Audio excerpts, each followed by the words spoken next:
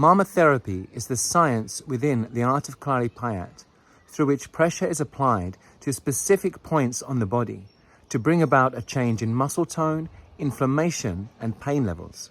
So what are MARMA and how does MARMA therapy work? To find out more about this and the science behind Kalari, please subscribe to our channel.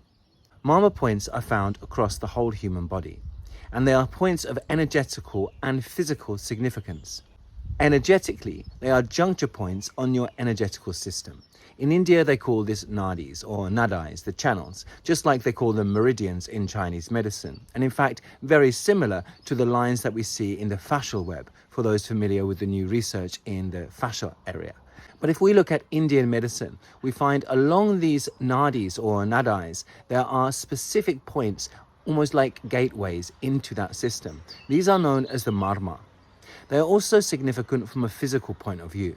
If we consider that at these points you will find not only nerve endings, but also blood vessels, or significant points of crossover, between blood vessels. You will find also attachment points for tendons, as well as ligamentous strapping. So these are very specific points. And when there is a damage to this point, it will cause knock-on effects throughout the body. So let us look specifically at one point that we find here, positioned on the sternocleidomastoid. This point, when it is affected, will bring about restrictions in movement of the neck and the shoulder. It can be treated through exercise, yes, but it can also be treated through very specific hands-on pressure applied to this point. This is what we call a MARMA therapy technique. Now, to understand MARMA therapy techniques and how they work, we're going to look at the evidence, the research behind Chinese traditional medicine. Chinese traditional medicine uses acupuncture on points which are called acupoints. The system of Chinese medicine has very similarities to the system of Indian medicine with regard to these lines and to the points.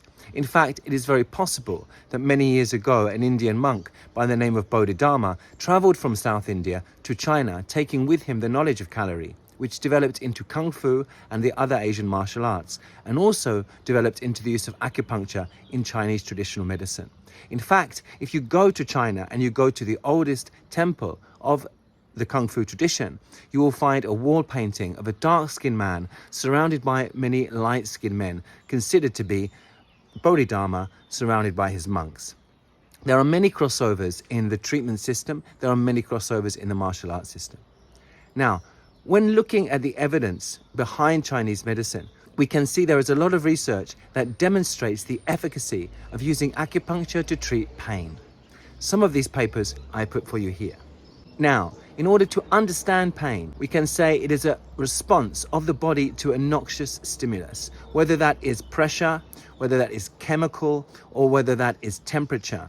The body responds by bringing about a change through the autonomic nervous system. The involuntary nervous system responds to the stimulus and brings about a change through your motor system, i.e. you will move your arm away from the cause of the pain. Now, what's also important to understand here is something called the pain gate theory.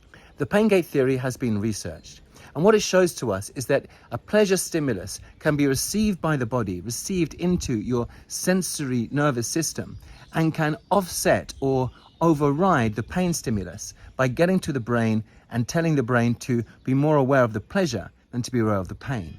But this is just the beginning of how MARMA points work. To understand them more, we need to look at a set of specialized cells, or rather different specialized cells, and how their mechanisms play a role. The first set of specialized cells we shall look at are called mechano receptors. Now, what they do is they transform the pressure experienced into an electrical signal. First of all, they turn, when pressure is applied to the body, the signal is turned into an electrical signal, and then later, or rather straight away, it then gets turned into an electrical signal. Now, if we can imagine, for example here, the sternocleidomastoid, where we have a MARMA point. If pain is experienced in this area as a result of tension here, pressure applied specifically to the MARMA point will affect the mechanoreceptors found in that area. What they will then do is send a signal to your brain faster than the pain that you are experiencing. That will lead to a pleasure experience rather than a pain experience. The second thing that will happen is that neurotransmitters will be sent out from that point into the surrounding tissue, which contains another specialized cell called fibroblasts. These fibroblasts actually can bring about a change in the tissue. They can change the structure of the soft tissue around the marma point to relieve the tension there, to reduce the inflammation there. One of these neurotransmitters is ATP, or adrenotriphosphate, which many of you may have heard about in relation to energy production. When ATP breaks down, it produces adenosine. Adenosine acts as a pain relief. So when you have this process happening, ATP breaks down and you have an effect of pain relief on this area. The nerves themselves also will be protected, as this research shows. The expression of another specialized cell called neutrophils will change. And as this changes, it brings about the release of specific neurotransmitters, reducing pain signaling and protecting the nerve. The next group of specialized cells that we look at are called rafini corpusals. These are actually a type of mechanoreceptors. They respond specifically to a sliding sustained pressure. Now, when Kalari techniques are applied, when a sliding sustained pressure is applied to the marma point, it activates these rafini corpusals. Now, what's specific about them is they actually lead to a change that happens not only at the time of the pressure, but continuously afterwards, which is very interesting. Because when I was taught about marma, I was told that what we are actually doing during the treatment is switching on these points. We are making these points somehow more activated, more aware of themselves, and we're aware of each other. And through that awareness, they are able to modulate and able to essentially recalibrate the system. So the time of treatment will lead to relief from the symptoms, yes. In fact, after just 1 or 2 days, you can feel relief. After 7 days or 14 days, as is normal for the treatment to be done, you will find even greater relief. But over the 3 months following, that relief will continue. So the pain relief will continue, and in fact, the pain will reduce. Your perception of the pain will reduce. Also, the soft tissue will have time to, the inflammation will continue, so that the soft tissue will have time to change state. And the muscle tone in the area will also change over time. So these changes not come about, not completely at the time of the treatment, but they come about slowly in the time afterwards as well. Now, so far we have been discussing the nervous system, peripheral nervous system, but let's go a little deeper. The place where your peripheral nerve cells meet the spine is called the dorsal root ganglion. It's so named because it's on the back side of the spine, the dorsal, the back, like the dorsal fin of a shark. There you find a small group of nerve endings, fibers, growing out from that point. This is the ganglion. So the dorsal root ganglion responds to pain. Now, when there is a perception of pain in the peripheral nervous system, the response of the dorsal root ganglion is to grow out new dendrites into the space, to perceive that pain, to get a greater understanding of that pain, and to tell us to do something about it, to move our arm away or to go and get treatment. Now, what actually happens when we give the treatment is we send a signal down to the dorsal root ganglion to reduce the sprouting, reduce this process of producing these new dendrites. This research goes towards explaining that. There is also change brought about in the brain, and that is by reducing the signaling of pain inside the brain and bringing about a change that brings us back into homeostasis. Here we can see a research paper that goes into this and explains to us the processes behind it. Now, what about our other brain, our gut brain? Is that also involved? Well, the answer, according to this research paper, is yes. According to this research, the signals travel down to the gut brain, bringing about a change in levels of dopamine and serotonin. This leads to a calming effect on the body. This calming is further exemplified by activation of the vagus nerve and reduction of the fight or flight hormones. So we can see, therefore, within the nervous system, that the mechanoreceptors act as a bridge between the outer world and the inner world. In order to bring about changes on the inner, we work on these exposed parts of the outer.